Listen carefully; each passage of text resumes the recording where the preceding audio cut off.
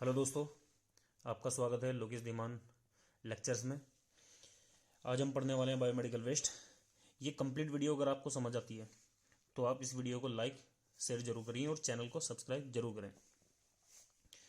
चलो, ये तो थी प्रमोशन की बात, ये बाद में बात करेंगे। मेन पहले टॉपिक की बात करते हैं। तो आज पढ़ने वाले हैं हम बायोमेडिकल वेस्ट। तो इस टॉपिक को पढ़ने से पहले क्वेश्चन डिस्कस कर लेते हैं, देखते हैं कितना हमें नॉलेज है नहीं है। उसके बाद में फिर हम कंपेयर करेंगे कि हम कितना इस टॉपिक के बारे में गेन कर पाए। तो पहला क्वेश्चन है, paramedical student is going to discard IV set filled with peritoneal fluid. He is asking to his supervisor about biomedical container for that waste. Meaning है इसका, पैरामेडिकल स्टूडेंट डिस्कार्ड करने जा रहा है आईवी सेट को जो field है peritoneal fluid से। अब आईवी सेट तो इंट्राविनस फ्लूइड्स के लिए यूज किए जाते हैं, जैसे कि RL, NS, DNS या फिर मेट्रोजिल इंजेक्शन या फिर PCM इन्फ्यूजन, इनके लिए यूज किया जाता है। लेकिन पेरिटोनियल फ्लूइड कैसे? तो इस डायग्राम की हेल्प से समझ लो कि पेरिटोनियल कैविटी में जब फ्लूइड का एक्सेस हो जाए या एब्डोमेन में जब फ्लूइड ज़्यादा एक्सेस कलेक्ट होने लग जाता है तो हम एक निडल इंसर्ट करके उस फ्लूइड को एस्पिरेट करते हैं। हालांकि पेरिटोनियल फ्लूइड को एस्पिरेट करने के लिए पैरासिंथेसिस किट आती है अलग से, जिसमें हम उस किट से ही का यूज़ करके ही फ्लूइड को एस्पिरेट करते हैं। लेकिन कभी क्या होता है कि अगर हमारे पास में रिसोर्सेज अवेलेबल ना हो तो हम एक निडल इंसर्ट करते हैं एब्डोमेन में या फिर पेरिटोनियल कैविटी में, और वहाँ से उस कनेक्ट के साथ में एक IV ट्यूब को कनेक्ट कर देते हैं, जिससे कि पेरिटोनियल फ्लूइड को हम बाहर निकाल लें। तो जब ये आईवी सेट की बात हो रही है, इसी आईवी सेट को अगर स्टूडेंट पैरामेडिकल स्टूडेंट उसको डिस्कार्ड करने जा रहा है तो अपने सुपरवाइजर से पूछ रहा है कि मुझे किस कंटेनर में वो डिस्कार्ड करना है। तो ऑप्शन है रेड बीन या red container, blue bin, green bin या फिर येलो बीन। जो भी आंसर है आप जल्दी से आंसर सेलेक्ट करके कमेंट बॉक्स में आंसर दो। उसके बाद कंपेयर करेंगे कि हमने कितनी नॉलेज गेन की है इस टॉपिक के एंड में। क्लियर? तो अभी बढ़ते हैं बायोमेडिकल वेस्ट। डेफिनेशन पढ़ लेते हैं सबसे पहले। Any waste which is generated during diagnosis, एक ऐसा वेस्ट जो जनरेटेड होता है ड्यूरिंग डायग्नोसिस, ट्रीटमेंट और इम्यूनाइजेशन ऑफ ह्यूमन बीइंग और एनिमल्स और इन रिसर्च एक्टिविटी। जैसे कि एग्जाम्पल से समझते हैं कि हम कोई भी एंटीबायोटिक पेशेंट को देने जा रहे हैं। एंटीबायोटिक देते टाइम हमें एक एम्प्यूल्स की ज़रूरत होगी, एम्प्यूल्स की ज़रूरत होती है, सिरिंज की भी ज़रूरत होगी। तो सिरिंज का एक तो रैपर हो गया, खुद सिरिंज हो गई, निडल हो गई, उसके बाद उस एंटीबायोटिक का एम्प्यूल्स भी हो गए। तो ये एंटीबायोटिक देने के बाद जो ये वेस्ट बचता है तो इसी को हम बायोमेडिकल वेस्ट बोल रहे हैं। या फिर डायग्नोसिस में ऐसे ही कोई, या इम्यूनाइजेशन में, ये सब चीज़ों के लिए जो भी वेस्ट बचता है उसे हम बायोमेडिकल वेस्ट बोलते हैं। बायोमेडिकल वेस्ट के लिए एक पॉलिसी बनाई गई बायोमेडिकल वेस्ट में मैनेजमेंट एंड हैंडलिंग रूल्स, जो 1998 में शुरुआत हुई सबसे पहले इसकी। उसके बाद में इसमें चेंजेस काफ़ी होते रहे टाइम टू टाइम। तो सबसे पहला एक क्वेश्चन MCQ बनता है हमारे लिए। तो सबसे पहले इंडिया में जो पॉलिसी आई वो कब आई? 1998 में। तो आप ये कम्पिटिटिव एग्जाम के लिए याद में रखेंगे कि फर्स्ट पॉलिसी जो आई थी 1998 में आई थी वेस्ट मैनेजमेंट के लिए, मैनेजमेंट एंड हैंडलिंग रूल्स के लिए। उसके बाद सेकंड हमारे पास में जो ये पॉइंट बनता है, ये बनता है कि सिंबल। ये सिंबल देखो आप कि ये सिंबल बने हाफ, ये C बनाए हुए हैं, ये 3C है और 3C के बीच में एक सर्कल है। बहुत ध्यान से देखो इस वाले सिंबल को, एक C है और इन C के इसमें सेंटर में एक सर्कल बना हुआ है। तो ये सिंबल किसका है? बायो हजार्ड सिंबल है। तो कोई भी पॉलीबैग्स, जो भी आपने डिफरेंट कलर्स के पॉलीबैग्स देखे होंगे, उस पर सिंबल बना हुआ आता है। इस सिंबल का मतलब है कि जो भी ये पॉली है वो बायो हजार्ड सब्सटेंस उसके अंदर प्रेजेंट है। क्लियर है? तो ये 3 पॉइंट हमने डिस्कस कर लिए हैं अभी। अब नेक्स्ट बात करते हैं स्टेप्स ऑफ बायोमेडिकल मैनेजमेंट। जितने भी बायोमेडिकल मैनेजमेंट हमें करना होता है वो डिफरेंट स्टेप्स में करने होते हैं। सबसे पहला इसका पॉइंट है सेग्रीगेशन। सेग्रीगेशन का मतलब होता है जो भी हमारा वेस्ट कलेक्ट हुआ है, जैसे हमने अभी बात की है एंटीबायोटिक्स की, कि हम कोई एंटीबायोटिक देने जा रहे हैं तो उसमें एम्प्यूल्स भी कलेक्ट हुआ है हमारे पास में, सिरिंज भी कलेक्ट हुई है, निडल्स भी है, रैपर्स भी हैं। तो ये सबको हमें अलग अलग से सेपरेट करना है। निडल्स को अलग से कलेक्ट कर लो, कांच को अलग से कर लो, रैपर्स को अलग से कर लो, सिरिंज जो प्लास्टिक की है उसको अलग से कलेक्ट कर लो। तो इनको अलग से सेपरेट करना, अलग अलग से डिवाइड कर लेना, उसको बोलते हैं सेग्रीगेशन। उसके बाद जो सेपरेट किया है हमने, उसके बाद उनको कलेक्ट कर लो एक बॉक्स में, जो आपने वेस्ट बिन देखे होंगे या कंटेनर देखे होंगे उसमें इसको कलेक्ट कर लो। कलेक्ट करने के बाद उनको ट्रांसपोर्ट करो, ट्रांसपोर्ट करने के बाद में treatment and dispose, different type की ट्रीटमेंट प्रोसीजर हम फॉलो कर सकते हैं। वो ट्रीटमेंट करने के बाद उनको डिस्पोज कर देते हैं। तो ये पूरा कंप्लीट बायोमेडिकल का मैनेजमेंट हम स्टेप्स में करते हैं। तो आज पॉइंट पे डिस्कस करने वाले हैं हम सेग्रीगेशन पे, कि बायोमेडिकल वेस्ट का सेग्रीगेशन कैसे किया जाए। अब बात करते हैं colour coding and types of container for biomedical waste, कि जितने भी बायोमेडिकल मैनेजमेंट हम सेग्रीगेशन की बात कर रहे हैं उसका कलर कोडिंग कैसे होने वाली, क्योंकि हमें सेग्रीगेट करना है तो अलग अलग बॉक्स में हमें सेग्रीगेट करना है, तो उसकी कलर कोडिंग भी डिसाइड करनी ज़रूरी है, तभी हमें आइडिया होगा कि किस कलर में हमें कौन सा वेस्ट डालना है। तो इसमें सबसे पहले हम बात करें इस येलो मटेरियल की, कि येलो मटेरियल में या फिर येलो बैग में हमें कौन कौन सा वेस्ट डालना है। तो ये लिस्ट आउट दी गई है, तो ये सब चीज़ हम डालते हैं येलो कंटेनर में। अब इसको देख के ऐसे कंफ्यूज नहीं होना है कि इतने सारे पॉइंट कैसे पढ़ने हैं, हमें कैसे याद करने पड़ेंगे। तो इसको याद रखने के लिए बहुत इजी सा फॉर्मूला है, एक सिंपल सा फॉर्मूला हम देख रहे हैं। तो इसका फॉर्मूला क्या है, कि इजी ट्रिक क्या है इसकी, जितने भी ह्यूमन या फिर एनिमल्स के टिश्यू होते हैं, टिश्यू से याद रखना है हमें कि टिश्यू से रिलीज होने वाला फ्लूइड, क्योंकि टिश्यू ही सिक्रीट करते हैं फ्लूइड्स को, और वो फ्लूइड्स जिस भी मटेरियल पे जाएगा, जिस भी सब्सटेंस पे जाएगा, वो सब मटेरियल हमें येलो बैग में डालना है। ये पॉइंट आपको ध्यान में रखने की जरूरत है। तो ये याद रखो, आपने सब चीज़ें याद हो जाएंगी। ह्यूमन या फिर एनिमल टिश्यू से रिलीज होने वाले फ्लूइड्स, और फ्लूइड जिस भी मटेरियल पे जाएगा वो पूरा का पूरा वेस्ट पूरा इन्फेक्टेड है, वो किस में डालेंगे हम, येलो कंटेनर में या फिर येलो बैग में डालेंगे। अब देखते हैं human and animal tissue, organs और बॉडी पार्ट, ये टिश्यू हैं। प्लेसेंटा एंड अम्बिलिकल कॉर्ड जो प्रेगनेंसी के टाइम पे डेवलप होते हैं, ये भी टिश्यू हैं। इनके बॉडी फ्लूइड कौन से, ब्लड, पस, पेरिटोनियल फ्लूइड, स्पूटम, यूरिन, ये सब के सब क्या है, ये बॉडी फ्लूइड है। तो इनको भी हम येलो में डालेंगे, लेकिन हमें ध्यान ये रखना है कि जब हम इनको डिस्पोज करें तो सेग्रीगेट करें या फिर इनको कलेक्ट करें, ट्रीटमेंट के बाद ही इनको स्टोर करना है। ट्रीटमेंट के बाद, क्योंकि ये हाईली इन्फेक्टियस होते हैं, इन्फेक्शन कोज ज़्यादा कर सकते हैं, हजार्ड सब्सटेंस है, तो इनको हम ट्रीटमेंट करते हैं। और ट्रीटमेंट किनसे करते हैं, 1% हाइपोक्लोराइड से इनका ट्रीटमेंट करते हैं। तो ये 1% हाइपोक्लोराइड से डिसइंफेक्टेंट करते हैं। कैसे इसको बनाना है, किस तरह का ये सॉल्यूशन होता है, तो इसको जानने के लिए आप एक वीडियो दे सकते हैं जो ऑलरेडी बनाई हुई है, हाइपोक्लोराइड सॉल्यूशन की प्रिपरेशन, और उसका यूज़ हमें कहाँ पे करना है। तो एक इंपॉर्टेंट लेक्चर है एग्जाम पॉइंट ऑफ व्यू से, तो आप वो लेक्चर वहाँ से देख सकते हैं, डिस्क्रिप्शन में इसका लिंक भी दिया हुआ है। उसके बाद है cotton waste, infectious dressing waste. हमने बात की थी ना कि ये फ्लूइड है, तो ये फ्लूइड जिस भी मटेरियल के कॉन्टैक्ट में आएंगे, अगर कॉटन वेस्ट है हमारा, लेकिन वो इनके किसी भी सब्सटेंस के कॉन्टैक्ट में है, जैसे हम ब्लड सैंपल ड्रेन कर रहे हैं और वहाँ से हमने कॉटन यूज़ की है, तो ब्लड उस पर लगा होगा, तो वो भी हम येलो बैग में डालेंगे। ड्रेसिंग में आपको पता है, जब हम ड्रेसिंग अप्लाई करते हैं तो वुंड में तो इनमें से कोई ना कोई फ्लूइड प्रेजेंट होगा, तो वो हम कहाँ पे डालेंगे, येलो बीन में डालने वाले हैं। उसके बाद लिनन या बेडिंग, वो भी हम येलो बैग में डालते हैं। हालांकि लिनन और बेडिंग के लिए अलग से हम लॉन्ड्री बैग का यूज़ करते हैं। अगर हमें किसी पेशेंट का ये लिनन और बेडिंग डिस्कार्ड करनी है तो हम येलो कलर की पॉली बैग यूज़ कर सकते हैं। उसके बाद है पोस्ट ऑपरेटिव बॉडी पार्ट का सर्जरी होने के बाद कोई भी बॉडी पार्ट हो, वो हम येलो बिन में डालेंगे। जैसे कि अपेंडिक्स निकाल देते हैं किसी पेशेंट का, या फिर हिस्टेक्टमी करके यूट्रस को रिमूव किया है, या कोई कैंसर पार्ट को रिमूव किया है, वो भी हम येलो बैग में डालते हैं, क्योंकि वो टिश्यू है। उसके बाद है प्लास्टर कास्ट। अब पॉइंट ये आना चाहिए कि प्लास्टर कास्ट तो कोई टिश्यू नहीं है, ना ही कोई फ्लूइड है, लेकिन ये प्लास्टर कास्ट पेशेंट के कांटेक्ट में रहा है तो पेशेंट की बॉडी से रिलीज होने वाला स्वेट्स हो, या फिर एपिडर्मल जो टिश्यू होते हैं, सेल्स होती हैं, वो इसके कांटेक्ट में होती हैं, तो ये भी इन्फेक्शन कॉज कर सकता है, तो इसे भी येलो बैग में डालते हैं। ब्लड बैग, ये एक इंपॉर्टेंट है एग्जाम पॉइंट ऑफ व्यू से, भाई बहुत इंपॉर्टेंट है। क्यों, क्योंकि ब्लड बैग एक प्लास्टिक मटीरियल है जिसको जाना चाहिए रेड कलर के कंटेनर में, लेकिन हम इसको येलो बैग में डालते हैं। येलो बैग में क्यों डालते हैं, क्योंकि इसके अंदर ब्लड बैंक के अंदर प्रेजेंट होता है ब्लड, तो अगर हमें इसे डिस्कार्ड करना है तो ब्लड एक बॉडी फ्लूइड है, तो इसको हमें येलो बैग में इसको डिस्कार्ड करना पड़ेगा।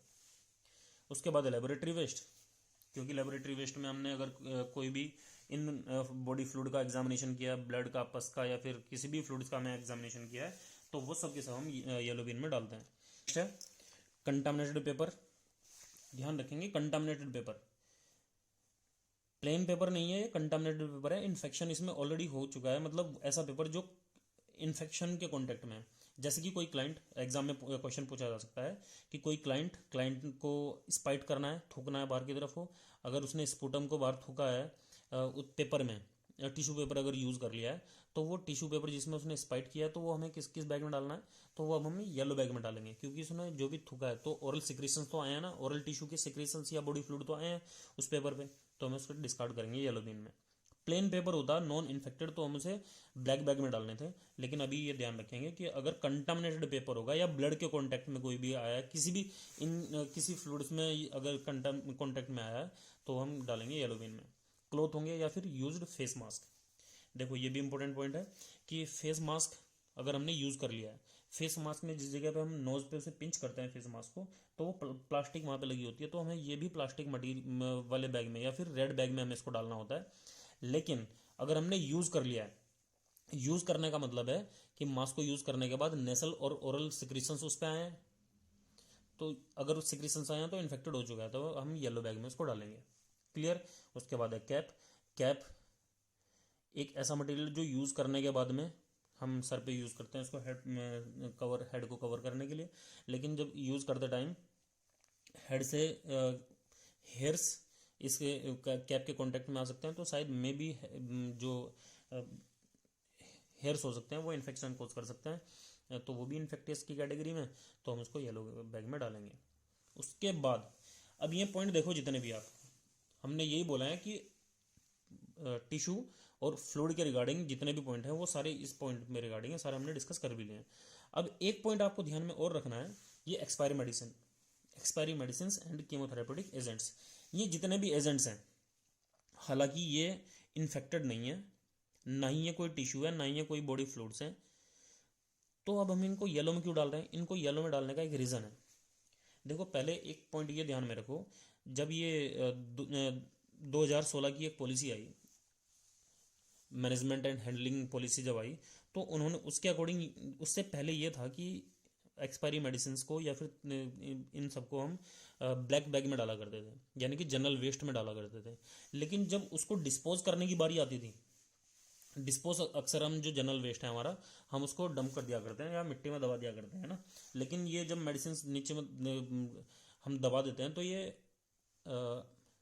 पोल्यूशन कॉज करती हैं।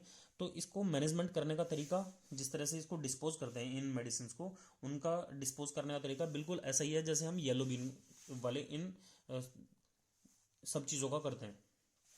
तो इनका ट्रीटमेंट जैसे करते हैं ऐसे ही ट्रीटमेंट इनका है, तो इनको डिस्कार्ड करना भी इसलिए हमने बेटर समझा कि इसको येलो में। तो पॉलिसी फिर यही बताई गई 2016 के बाद में कि इसको ऐसे ही डिस्पोज करो जैसे आप येलो वाले कर रहे हो, और इसको करने के लिए एक्सपायरी मेडिसिन हो या फिर कीमोथेरेपेटिक या फिर साइटोटॉक्सिक जो भी ड्रग होंगी वो सब हमें येलो बिन में डिस्कार्ड कर देते हैं। उसका ये रीज़न यही है क्योंकि जो मैनेजमेंट एक्सपायरी मेडिसिन इन सब का होना है, ऐसे ही मैनेजमेंट इन मेडिसिन का भी होना है। अब कीमोथेरेप्यूटिक एजेंट के रिगार्डिंग क्वेश्चन काफ़ी अच्छे पूछ जाते हैं। पहला क्वेश्चन तो ये कि जो इसका सिंबल्स है, सिंबल ये आपने सर्कल में बनाया है, तो एक ये ट्रायंगल को देखो, उसके बीच में बना हुआ है, सेंटर में बना हुआ सी मतलब साइटोटॉक्सिक। तो ये सिंबल कहीं पे भी है, किसी भी बैग पे अगर ये सिंबल लगा होगा, इसका मतलब है ये बैग साइटोटॉक्सिक मटीरियल का है या फिर कीमोथेरेप्यूटिक एजेंट्स का है। अब तो आपका क्वेश्चन ये हो सकता है, क्या बायोमेडिकल वेस्ट जो हम येलो वाला बैग है और ये साइटोटॉक्सिक वाला बैग है, तो ये क्या दोनों अलग अलग हो सकते हैं? बिल्कुल अलग होंगे। अगर हमारे पास में सिंबल बायोमेडिकल हजार्ड का है और येलो बीन का है, तो इसका मतलब ये सब चीज़ें डालनी है। लेकिन येलो बैग के साथ में बायोमेडिकल सिंबल होने के साथ अगर ये भी सिंबल अगर लगा हुआ है, तो इसका मतलब है ये साइटोटॉक्सिक का इसमें एजेंट है, क्योंकि साइटोटॉक्सिक एक बहुत हार्मफुल केमिकल्स हैं जो जनरल पब्लिक की पहुंच से बहुत दूर होने चाहिए, तो ये सिंबल लगाना ज़रूरी होता है। अगर ये सिंबल लगा इसका मतलब कीमोथेरेपेटिक एजेंट्स उसमें हैं। तो आप क्वेश्चन थोड़ा सा डिस्कस कर लेते हैं इस बारे में। इस वीडियो को थोड़ा ध्यान से देखते रहो, रेगुलर बने रहो इसमें, कि अगर कीमोथेरेपेटिक एजेंट जैसे कि कोई एम्ब्यूल्स है उसके अंदर कीमो की कोई ड्रग है, तो हमें कहाँ डालना है? येलो बैग के ऐसे कंटेनर में जिसपे ये सिंबल लगा हो। दूसरा, एक कोई कॉटन जिस जो कॉन्टैक्ट में आई हो कीमोथेरेपेटिक एजेंट्स के, तो वो किस में डालना है? हमें येलो बैग में डालना है जिसपे ये हॉल मार्क, ये सिंबल लगाओ, सी सिंबल लगाओ। उसके बाद कोई सिरिंज जिससे हमने मेडिसिन लोड की है, लेकिन वो कीमो मेडिसिन है, वो किस में डालना है, हमें येलो बैग में डालना है, लेकिन उस पर सिंबल साइटोटॉक्सिक होना चाहिए। कोई भी रैपर या फिर एम्प्यूल रैपर कीमो एजेंट्स के कांटेक्ट में आया, वो हमें कहाँ डालना है, साइटोटॉक्सिक में डालना है। तो इससे मतलब ये डिसाइड हो रहा है कोई भी मटेरियल जो कीमोथेरेप्यूटिक एजेंट के कांटेक्ट में आया है उसको हमें डिस्कार्ड कहाँ पे करना है, येलो बैग में करना है। लेकिन येलो बैग पे एक सिंबल जरूर होना चाहिए, और ये एक ट्रायंगल जिसमें सी लिखा हो, सी मतलब साइटोटॉक्सिक। आई थिंक ये पॉइंट आपकी क्लियर हुआ होगा। उसके बाद ये सब चीज़ पढ़ने के बाद इन सब चीज़ों का हम मैनेजमेंट कैसे करते हैं, तो इन सब चीज़ों का मैनेजमेंट हम करने के लिए क्या करते हैं, इंसिनरेशन, डीब्यूरल और प्लाज्मा पायरोलाइसिस। प्लाज्मा पायरोलाइसिस एक ऐसी ट्रीटमेंट मैनेजमेंट पॉलिसी है जिसमें हाई टेम्परेचर यूज किया जाता है इन सब चीज़ों को ट्रीटमेंट करने के लिए। अब येलो बैग के बाद में हम समझते हैं, देखते हैं रेड बैग। रेड कलर के बैग में हमें क्या यूज़ करना है, रेड कलर के बैग में हम यूज़ करेंगे रिसाइक्लेबल और रबर वेस्ट, और दूसरा important infected plastic item, recycle करने वाले rubber waste and infected plastic item. ये पॉइंट ध्यान में अगर आपने रखा तो आपके रेड कंटेनर याद रहने वाला है कि प्लास्टिक होनी चाहिए लेकिन वो इन्फेक्टेड होनी चाहिए। नॉन इन्फेक्टेड होगा तो हम रेड में नहीं डालेंगे, लेकिन अगर इन्फेक्टेड प्लास्टिक्स होगी तो हम किस में डालने वाले हैं, वो रेड कंटेनर में डालने वाले हैं। एग्जाम्पल्स हैं इसके, IV set, catheter, gloves, urine bag, dialysis kit या फिर आईवी बोटल्स। अगर ये इन्फेक्टेड होंगे, इन्फेक्टेड मतलब जैसे ये सब चीज़ें पेशेंट से रिलेट करती हैं, पेशेंट के प्रोसीजर से या ट्रीटमेंट से रिलेट करती हैं, तो हम इन्फेक्टेड की कैटेगरी में आती हैं, तो हम रेड में डालते हैं। सपोज करोगे अगर न्यू या स्टाइल आईवी सेट है, स्टाइल आईवी सेट है, तो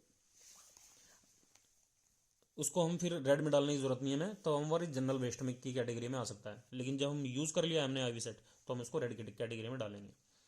अब यहाँ पे पॉइंट ये है कि जब हम आईवी सेट्स यूज़ किया है हमने, अगर हमने कोई ट्रीटमेंट दिया है, कोई फ्लूइड्स इसके थ्रू, पेशेंट के थ्रू इंसर्ट कराया है, तो इसका मतलब रेड कैटेगरी में डालना है। लेकिन अगर आप ये देखिए कि आईवी सेट्स, वो आईवी सेट जिसमें अगर कोई अदर फ्लूइड्स हो, पेरिटोनियल फ्लूइड्स हो या फिर सीएसएफ अगर इस आईवी सेट्स में होगा, या फिर इसी आईवी सेट से गलती से किसी ने ब्लड को चढ़ा दिया है, तो इसका मतलब बॉडी फ्लूइड्स उसके अंदर प्रेजेंट है, तब हम उसे रेड में नहीं डालेंगे, तब हम किस में डालना है, हमें येलो बैग में। क्यों, क्योंकि उसके अंदर बॉडी फ्लूइड्स प्रेजेंट है। ऐसे ही यहाँ पे बात की गई है बीटी सेट की, ब्लड ट्रांसफ्यूजन सेट्स की। ब्लड ट्रांसफ्यूजन सेट्स प्लास्टिक के बने हैं, लेकिन ब्लड ट्रांसफ्यूजन सेट्स में ब्लड चूंकि प्रेजेंट होता है, तो इसको हम किस में डिस्कार्ड करते हैं, हमेशा येलो बैग में डालते हैं। इसलिए हमने बोला है कि ब्लड बैग जितने बने होते हैं वो हम येलो बैग में डालते हैं, क्योंकि उसमें फ्लूइड्स प्रेजेंट है, ब्लड प्रेजेंट है, इसीलिए हम उसको येलो में डालते हैं। कैथेटर, ग्लव्स, यूरिन बैग या फिर डायलिसिस किट या आई बोटल्स, ये सब के सब हम आई में रेड में डालेंगे। लेकिन अगर ये बॉडी फ्लूइड्स अगर इनके अंदर भरा हुआ होगा तो हम रेड में डालेंगे, तब इनको येलो में डालेंगे। इसको ट्रीटमेंट करने का तरीका है ऑटोक्लेविंग, माइक्रोवेविंग, या फिर अगर हमें रिसाइकिल करना है तो रिसाइकिल करने के लिए हमें इसका केमिकल ट्रीटमेंट करते हैं। और केमिकल ट्रीटमेंट के लिए डिसइंफेक्टेंट एक बेस्ट मेथड है, हाइपोक्लोराइड से ट्रीटमेंट करना।